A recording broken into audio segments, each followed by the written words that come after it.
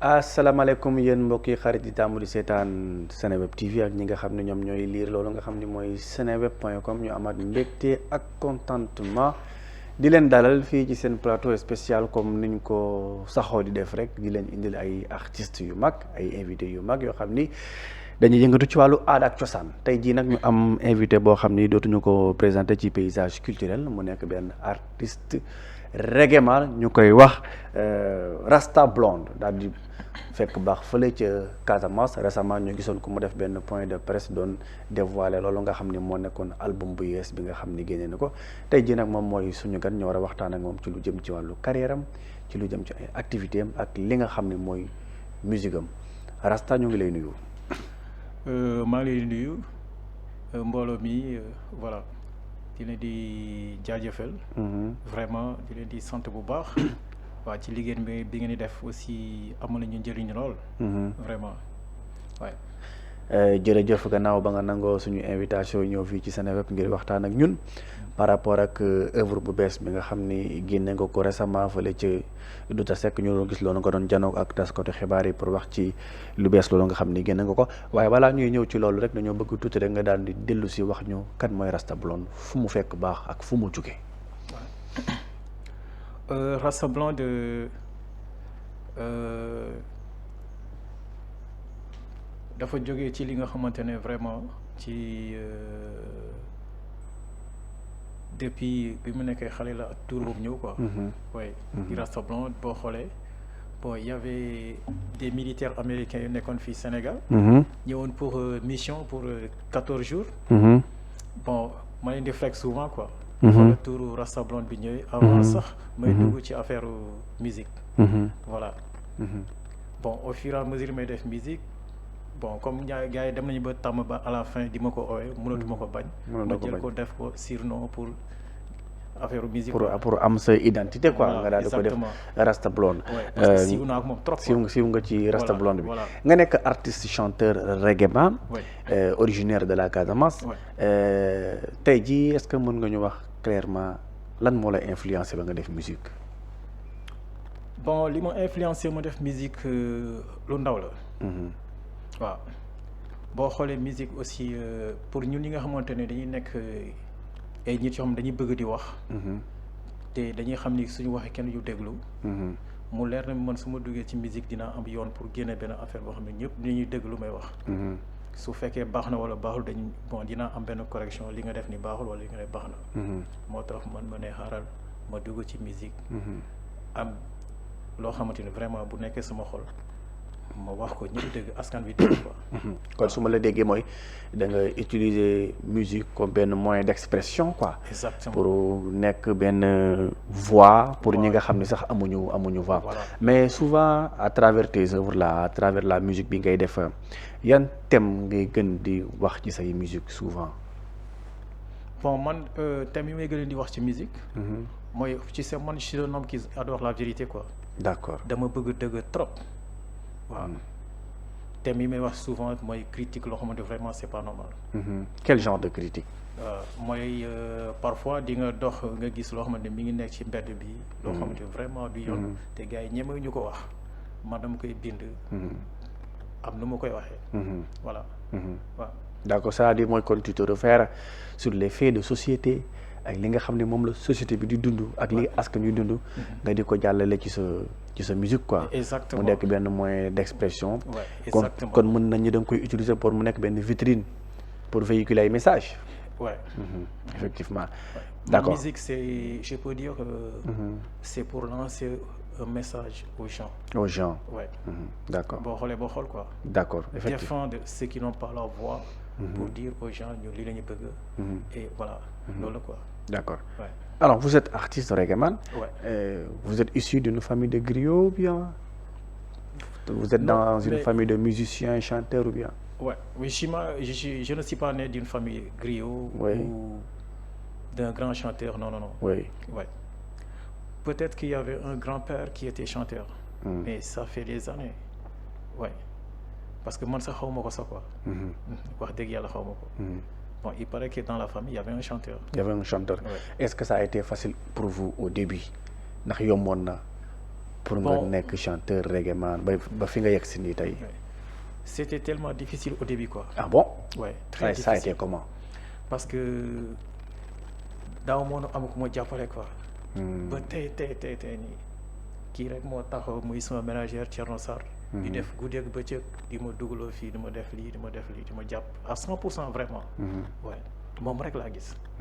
mais suma carrière fu ma jógee moom y avait que des difficultés. Ah bon? Parfois je venais à Douta Seck à l'école musique pour rentrer à la maison dama am transport. Je suis obligé de marcher le mot de 8 km avec la guitare et les cahiers en main. D'accord. Ouais, vraiment. Donc difficile. Vous avez fait les cours de vocaliste à Douta Seck? Ouais. Avec Adolphe Koli? Adolphe Koli. Okay. Lecture musicale, le solfège. Lecture musicale, le solfège, ok. Ouais. D'accord, ok. C'est très bien. Vous jouez quel instrument? Bon, lorsque j'étais à l'école, je jouais un peu la basse, la guitare basse quoi. Oui. Ouais. Et maintenant? Maintenant, j'ai arrêté il y a presque 2 ans parce que j'avais un problème de main. D'accord. Ouais, finalement, j'ai abandonné quoi. D'accord. Ouais. Vous êtes originaire de la Casamance, une région réputée par sa richesse culturelle. Exactement. Tous les artistes originaires de cette région ont une capacité souvent de véhiculer de l'art, de la culture et de faire de la bonne musique. yow mi nga xam ne foofu nga fekk baax tey jii nii le fait que nga nekk un Casaçais d'origine di def musique lan la apporter? Oui, apporter mu bëri quoi. Beaucoup même. Parce que je peux dire que j'ai une région très riche qui fait partie parmi les régions les plus riches du Sénégal. Une région, ma Casamance, qui alimente presque le Sénégal, je ne dis pas à 50%, même si c'est je peux dire mais à 30%. Vraiment quoi. La Casamance, celui qui connaît la Casamance, il sait bien. La région de la Casamance, c'est quoi? Ça représente au niveau du Sénégal. Ouais, vraiment. D'accord, d'accord. Ouais. De Sédhiou à Ziguinchor, en passant par Niaguis, Boucotte, jusqu'à Vélingara, Tambacounda, tout ça, c'est la verte Casamance et tout. En tout cas, félicitations à tous les artistes qui viennent de cette région. Ouais. Alors, récemment, nous avons fait un point de presse, de dévoiler une œuvre bu bees boo xam ne génne nga ko. ñu bëggoon tuuti rek nga dellu si waat ci loolu nga xam ne génne nga ko récemment. Oui, mais dama génne benn album bi ma tuddee Kédougou Terre des Hommes. Ouais. Album la boo xamante ne vraiment bon. Kédougou Terre des Hommes, comme son nom l'indique, Kédougou. Kédougou, terre des hommes. La terre des hommes. Ouais. Kédougou, c'est un mot malinké. Oui, malinké, oui. Ouais. Ké signifie homme. Voilà. Kédougou. Dougou signifie terre. Voilà. D'accord. Donc, cet album qui s'intitule Kédougou, la terre des hommes, réellement, est-ce que vous pouvez nous parler un peu de cet album? Ndax loolu ñu ci mën a wax. Ouais, mais album bi bon. Album la boo xamante ne dama ko yàgg préparé quoi. D'accord. Ouais. Je l'ai préparé pendant il y a presque 5 ans, may préparé album di bind. Voilà. J'ai dit que Kédougou, comme lorsque j'étais enfant, j'étais à Kédougou.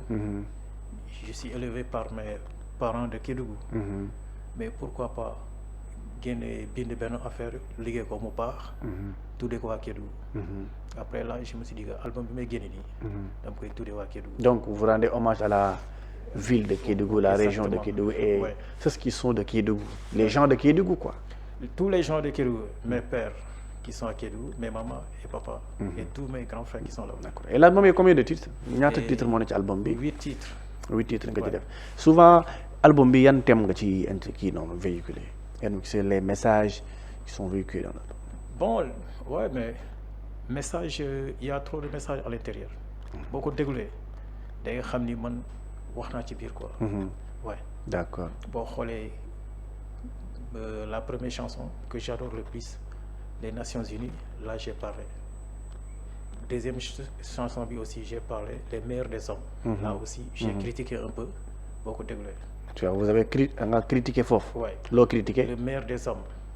Parce que j'ai dit, lorsqu'on le rend une personne, quand on le rend l'un des meilleurs et qu'il ne fout rien, il fait de n'importe quoi, on doit être comme lui-même quoi. Vous faisiez allusion à quoi? Loo bëgg wax foofu? Ouais, j'adresse aux grands guides qui sont là. Je m'adresse aux grands guides. Aux grands guides? Ouais. Qui sont les grands guides? Les grands guides, ils sont là. Bon, il y a comme les dirigeants là.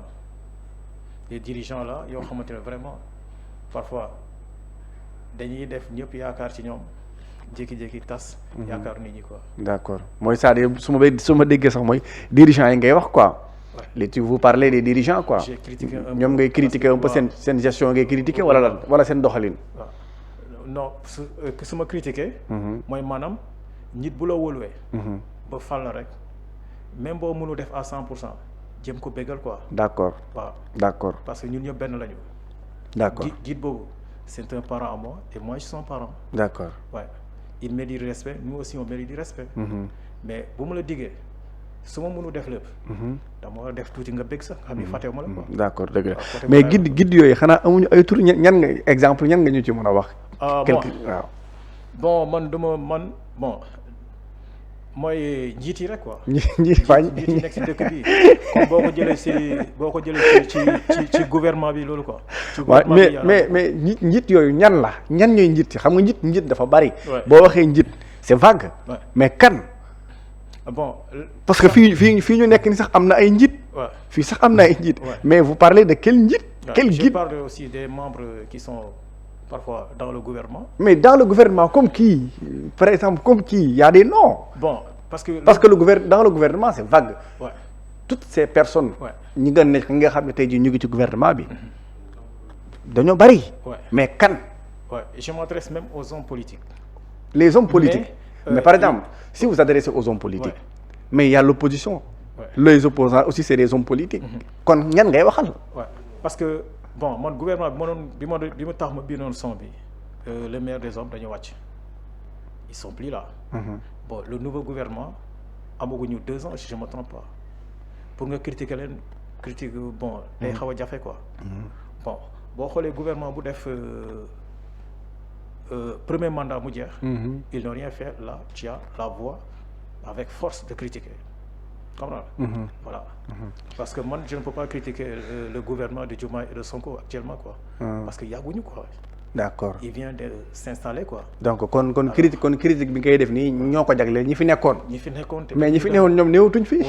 ñi fi nekkoon ñoom laa doon daal sax après finalement parce que moi j'avais dit que peut-être que ils auront aussi l'occasion de rester à la 3e mandat. et finalement Dieu n'a pas voulu quoi, n'est pas d'accord avec ça. D'accord. Ils sont partis quoi. Mais ça trouvait déjà que j'ai écrit la chanson. D'accord. Ouais. Mais ñii bu bees bi. bu bees bi waaw. bu bees bi ñoom tey jii loo leen wax bu fekkoon message nga leen di envoyé tey lan nga leen di wax. ouais dama leen ne souvent mon président Diomaye waaw Bassirou Faye mu góorgóorlu. premier ministre Ousmane Sonko ñu góorgóorlu xam nañu carrément ñu ngi doog a toog. ouais. D'accord. Ouais. Alors musicalement aussi nous allons revenir sur ça. Ouais. Pour bëgg ñu nga wax ñu tuuti. Vous avez sorti l'album génn na c'est disponible dans les plateformes et tout. Mais actuellement quelle est la suite? La suite j'aimerais aussi avoir aussi des projets comme ce que font les grands artistes qui sont là. Ils ont tout genre besoin d'aller s'installer à l'aise, être à l'aise aussi pour mieux travailler et aussi participer dans les festivals, les grands festivals qui sont là. Et puis se préparer aussi d'autres choses, pour d'autres choses aussi. Ouais. D'accord. On a beaucoup de choses dans le futur quoi. D'accord. Musicalement, kan mooy sa idole? Bon, musicalement, man c'est Alpha depuis mu nekkee xale sax c'est Alpha Blondy. Ouais. Lan moo la neex ci Alpha Blondy? Par sa façon de chanter. Et puis il est vraiment intellectuel. Et puis chez tous ces chansons, si vous écoutez, vous avez tout le temps la vérité quoi. Effectivement. La vérité. C'est un artiste qui n'a pas peur de dire la vérité. Oui. Ouais. D'accord. Et puis parfois damay toog te ma ne non kii c'est un génie descendu du ciel quoi. Il est venu pour nous dire ce qui se passe. Ouais. D'accord. Très bien. En tout cas, merci pour le moment. Quels sont les projets de Rasta Blonde? Li nga xam ne tey jii ci wàllu spectacle, concert et tout moom moo war a ñëw ci sa kanam quoi. Ouais, il y en a beaucoup de choses hein.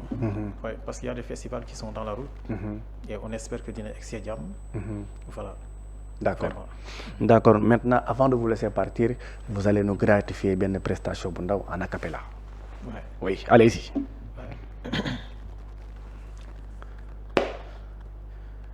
Nous partons aux Nations Unies contre la guerre partout dans le monde.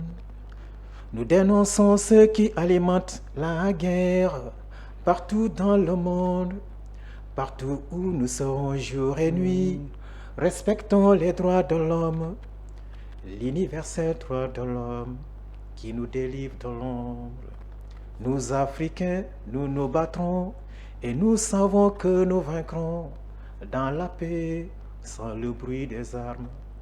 Appliquons les 3 civilisations, vraiment lesquelles dans ce monde? La civilisation de l'Esprit Saint, la civilisation du bon cœur, la civilisation d'un être humain pour respecter les droits de l'homme, l'universel droit de l'homme, sauveur de ce monde.